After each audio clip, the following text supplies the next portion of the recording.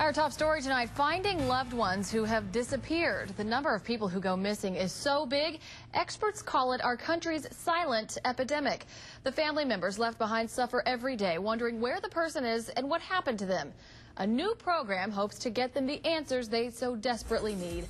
News on 6 crime reporter Lori Fulbright explains, new at 9. Lori? Well, Jennifer, on the one hand, there are all these missing people, and on the other, there are remains found every day. This program hopes to get those remains identified through the DNA of the family members of the missings left behind. Karen Himes spent a great Christmas with her family 5 years ago, then disappeared without a trace. Her car was found in Texas, wiped clean of prints, doors open, purse on top, with her driver's license, social security card, and money still inside. None of it makes sense, and the not knowing is an open wound in her family's heart. Hanging in there. I mean, we're trying to do the best we can and hold together as a family. There are around 100,000 missing person cases in America and 40,000 sets of unidentified remains in coroners' offices or paupers' graves. DNA from the families of the missing can be entered into a database with DNA from the remains to see if there's a match. The University of North Texas does that DNA work for free. It will only be searched against the unidentified remains in the system.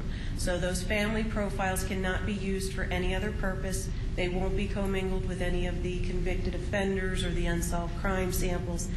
The program has already solved 550 cases, and now with Oklahoma joining, they hope that will be even more. Lewis and Jackie Heim gave their DNA and encourage other families to do the same.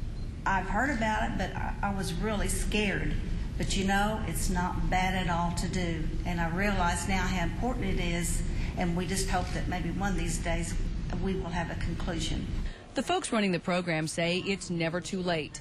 Even if your loved one has been missing since the 1950s or 60s, they'd still like family DNA. And the more relatives who send in samples, they say, the better.